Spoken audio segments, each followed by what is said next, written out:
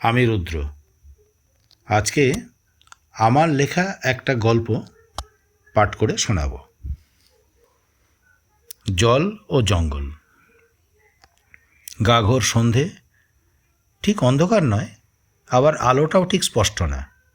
এমনি সময়ে নদীর ছলাৎ ছলাৎ শব্দে গলা মিলিয়ে বেসুরো গলায় ভাটিয়ালি গান গাইছিল মাঝি বিনয় মণ্ডল। তার শিথিল ক্লান্ত হাত অভ্যাসবশত দাঁড় টেনে চলছিল। ছোট ছিপ নৌকার খোল ভর্তি নানা রকমের মাছ। বিনয় গান গাইছিল গলা ছেড়ে। নৌকোর অপর প্রান্তে সাধন হালের কেরামতি করতে করতে বললে, বিনয়দা, গানটা বেশ খোলতাই হয়েছে গো। বিনয় প্রশংসায় একটু বিগলিতই হলো। হঠাৎই দাঁড়ে খট করে শক্ত কিছু লাগলো। মুহূর্তে বিনয়ের গান বন্ধ হয়ে গেল। হাসি হাসি মুখটা ভয়ে শুকনো এবং কঠিন হয়ে উঠল। সাধনকে ডাকতে গিয়ে গলা কেঁপে গেল। এক প্রকার আর্তনাদের স্বরে সাধনকে বললে, ও সাধন, মাঝগাঙে দাঁড়ে কি লাগলো রে? সাধন কিছু বলবার আগেই প্রকাণ্ড এক কালো নিরেট পাথরে গড়া চাবুক এসে আছড়ে পড়ল নৌকার উপর। জলের ব্যাপক আলোড়ন এবং ক্রমাগত লেজের আঘাতে নৌকাটা মুহূর্তের মধ্যে ভেঙে খান খান হয়ে গেল। বাদা জঙ্গলে বেড়ে ওঠা বিনয় এবং সাধন এই আকস্মিক ঘটনায় একেবারে হতভম্ব। ঘটনাটা যখন বুঝতে পারল তখন ওরা গলা জলে। সাধন চিৎকার করে উঠল, বিনয়দা, বিনয়দা, ডুব সাঁতার দাও বলেই ও দম নিয়ে ডুব দিল। বিনয় সাঁতরে ডাঙায় উঠেছে। হাঁটু সমান কাদা ভেঙে পাড়ে উঠল। এত বড় কুমির আগে কখনো দেখেছে বলে মনে করতে পারল না। ঠিক যেন জলের দানব। চারিদিকে বেশ অন্ধকার করে আসছে। দেরি না করে কাছাকাছি একটা বড় গাছে চড়ে বসল। তারপর দুই হাত মুখের দুপাশে এনে চোংমতো করে ডাক দিল, কু কু। ওরা সকালবেলায় মাছ ধরতে ঢুকেছিল সুন্দরবনের ভিতরে। প্রতিদিনই আসে। এক গ্রামেই বাড়ি। সাধন বিনয়কে দাদা বলেই ডাকে। দুজনে একসঙ্গে এই ব্যবসা করে। মাছ বিক্রি করে টাকা ভাগাভাগি করে নেয়। আজও তেমনি মাছ ধরে ফিরছিল। পথে এই বিপত্তি। জঙ্গলের ভিতরে হারানো সাথীকে নাম ধরে ডাকতে নেই, এজন্য একে অপরকে ডাকতে বিভিন্ন শব্দ করে। তেমনই বিনয় কু কু আওয়াজ করছিল, কিন্তু সাধনের কোনো সাড়া শব্দ পাওয়া গেল না। মা বোন বিমিকে ভক্তিভরে নমস্কার করে কোমরের গামছা দিয়ে নিজেকে গাছের ডালের সঙ্গে শক্ত করে বাঁধল। ডান দিকে, বাঁ দিকে এবং সামনের দিকে ঝুঁকে ঝুঁকে দেখছিল বাঁধনটা শক্ত হয়েছে কিনা। নিশ্চিন্ত হয়ে এবার ভাবতে বসল, আগে কখনো জঙ্গলে রাত কাটায়নি, তবে নিয়মকানুনগুলো জানে। চারিদিকে কুচকুচি কালো অন্ধকার রাত, নিজের হাত পাগুলোও দেখতে পাচ্ছে না। আর একবার সাধনের খোঁজ করবার জন্য কু করে আওয়াজ করল।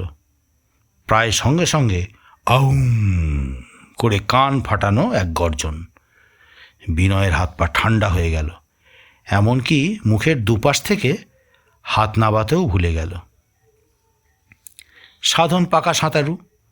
কুমিরটা যে ওকে লক্ষ্য করে এগোচ্ছে সেটাও টের পেয়ে বিনয়দাকে ডুব সাঁতার দিতে বলে নিজেও ডুব দিল। এক ডুবে বেশ কিছুটা সাঁতারকে দম নেবার জন্য জলের উপরে উঠল। সামান্য অন্ধকার থাকায় ঠিক ঠাউর করতে পারছে না কুমিরটা কোথায় আছে। সুতরাং ডুব সাঁতার দিয়ে আর একবার ডান দিক একবার বাঁ দিক করতে করতে ডাঙার কাছাকাছি চলে এলো। একটা হেতাল গাছের লম্বা ডাল প্রায় নদী ছুঁয়ে আছে, সেটাকে ধরে উঠে এলো ওপরে। তখন বেশ অন্ধকার। জঙ্গলটা আবার সুন্দরবনের, অতএব বিশ্রাম নেবার প্রশ্নই ওঠে না। আগে একটা নিশ্চিন্ত আশ্রয়, তারপর বিশ্রাম। অন্ধকারে মোটা গুঁড়িওয়ালা যে গাছ সামনে পাবে সেটাতেই চড়তে হবে। কিন্তু সবই তো ঝোপঝাড়। বড় গাছ খুঁজতে লাগলো। হঠাৎই বহু দূর থেকে কু শব্দটা শুনতে পেল। সাথে সাথেই মেঘের গর্জনের মতো আউম শব্দ। সাধন স্থাণুর মতো দাঁড়িয়ে রইল। তার চোখ দিয়ে নিঃসাড়ে জলের ধারা নামতে লাগল। বিনয়দার ডাক ওর কানে গেলেও উত্তর দেবার সাহস আর নেই। আশপাশে একটাও বড় গাছ নেই, সব ঝোপ। অন্ধকারে গোটা জঙ্গলকে গ্রাস করে রেখেছে। গাছে গাছে অসংখ্য জোনাকি। আবার চরের উত্তর কোণে একটা ছোট্ট সোঁতা, মিষ্টি জলের জলাশয়। এর লাগোয়া ঘন ঝোপ। বাঘিনীর এই জায়গাটা খুব পছন্দ হয়। এখানে দুটো ফুটফুটে শাবকের জন্ম দিয়েছে। সারাদিন শাবকদের বুকের মধ্যে নিয়ে ঘুমিয়েছিল। সন্ধে হতেই আড়ামোড়া ভেঙে উঠল। তারপর আদরের শাবক দুটোকে খুব করে চেটিয়ে পুটিয়ে তারপর একটু ভদ্রস্থ করে বাইরে আসতে অন্ধকার হয়ে গেল। ভাবল কাছাকাছি থেকে দু একটা শিকার ধরে তাড়াতাড়ি ফিরে আসবে। প্রথমে ধীরে সুস্থে হেঁটে এসে নদীর ধারে দাঁড়ালো। হঠাৎ একটা বিচ্ছিরি কু আওয়াজ। ও একটু অবাক হয়ে ওপরের দিকে তাকালো। মেঘনা চাইতেই জল। গাছের উপর একটা প্রকাণ্ড দুপেয়ে জন্তু। এর আগে ও বেশ কয়েকবার ওই জন্তু খেয়েছে, মন্দ না। যদিও রাতের বেলা ওদের তেমন দেখা যায় না। একটা তৃপ্তির ঢেকুর তুলল। আউম। কিছু সময় গাছের তলায় বসে থাকল। জন্তুটা গাছের একেবারে মগডালে বসে আছে।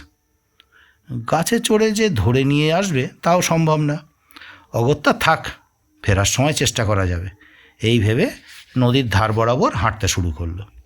বেশ কিছুটা হাঁটার পর থমকে দাঁড়ালো। ঠিক দেখছে তো, নদীর অপর প্রান্তে আর একটা দুপে যেন ঘুরে বেড়াচ্ছে।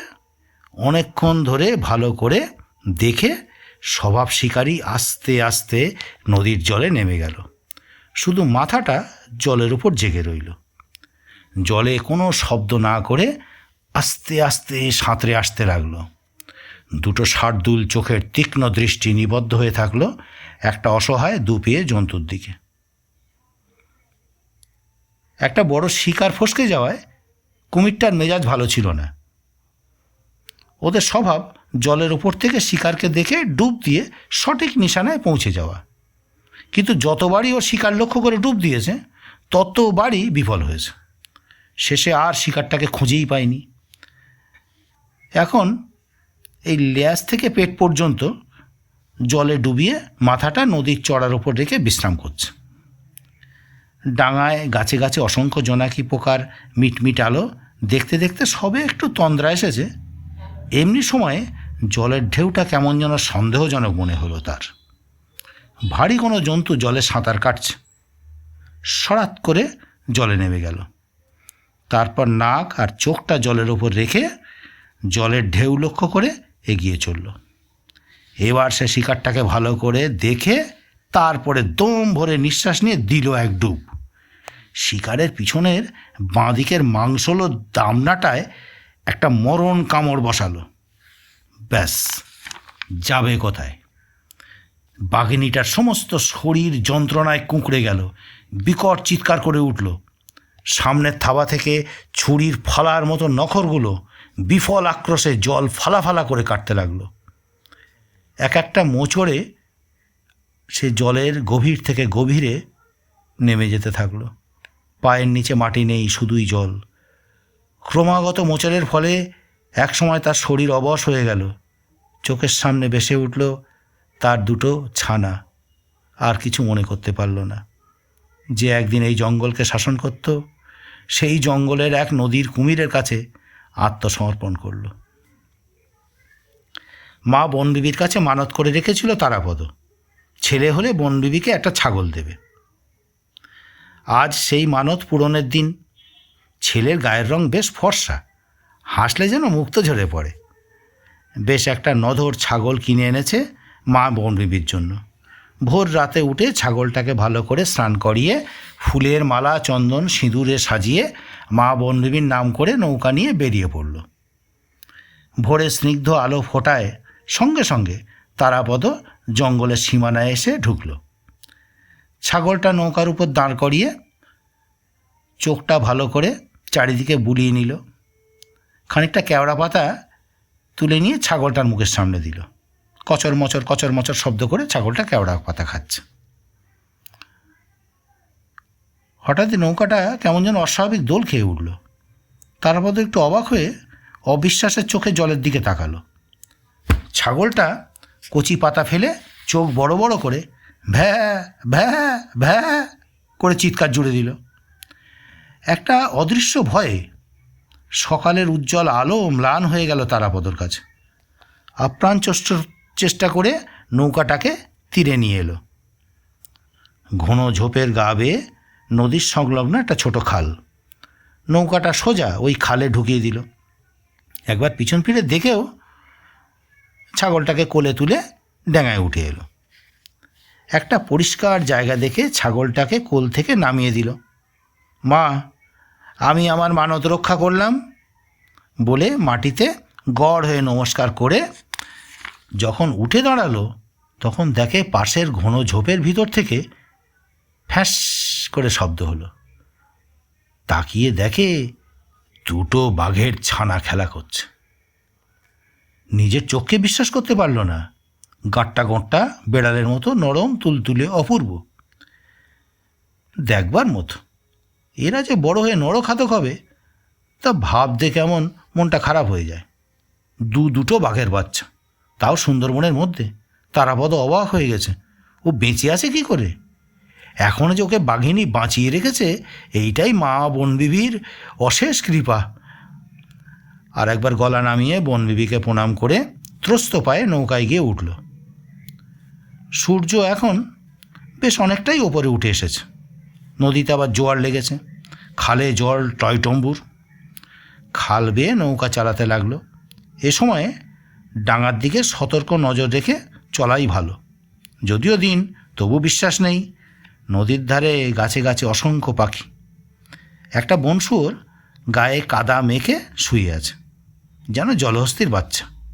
হঠাৎই জঙ্গল থেকে মানুষের আওয়াজ ভেসে এলো। এ সময় কাটুরে, বাউলি, মৌলি এবং নানা রকম জেলেদের দখলে চলে যায় জঙ্গল। কত মানুষ তাদের জীবনকে হাতের মুঠোয় ধরে পেটের দায়ে জঙ্গলে ঢোকে। তাদের কারো গলার আওয়াজ মনে করে তারাপদ আপন মনে নৌকা বেয়ে চলল। কিছুক্ষণ পরে তার ভুল ভাঙে। দুজন লোক খালের পাড় ধরে গায়ের জামা বাতাসে দোলাতে দোলাতে তার দিকে দৌড়ে আসছে। নিশ্চয়ই কোনো বিপদ হয়েছে। সে তাড়াতাড়ি নৌকাটাকে পাড়ে নিয়ে এলো। লোক দুটো মাতালের মতো টলতে টলতে নৌকার ওপর উঠে কোনো কথা না বলে শটান পাটাতনের ওপরে শুয়ে পড়ল। তারাপদ বাঁশের যে লগাটা ছিল সেইটা দিয়ে একটা ঠেলা মেরে নৌকাটাকে জলে ভাসিয়ে দিল। হাল ধরে বসল। কে গো তোমরা? এইভাবে ছুটতে ছুটতে এলে কোথা থেকে? তারাপদর প্রশ্নের উত্তর দিল বিনয়। আমরা ওই পাটানখালির লোক গো। এই নদীর খালে মাছ ধরি, কিন্তু এমন বিপদে আগে কখনো পড়িনি। সব ঘটনা শুনে তারাপদ দুহাত কপালে ঠেকিয়ে বললে, সবই মা বনবিবির দয়া। তিনি তোমাদের রক্ষা করেছেন। বিনয় ও সাধনও দুজনে দুহাত জোর করে মা বনবিবির উদ্দেশ্যে ভক্তিভরে প্রণাম করল। নমস্কার।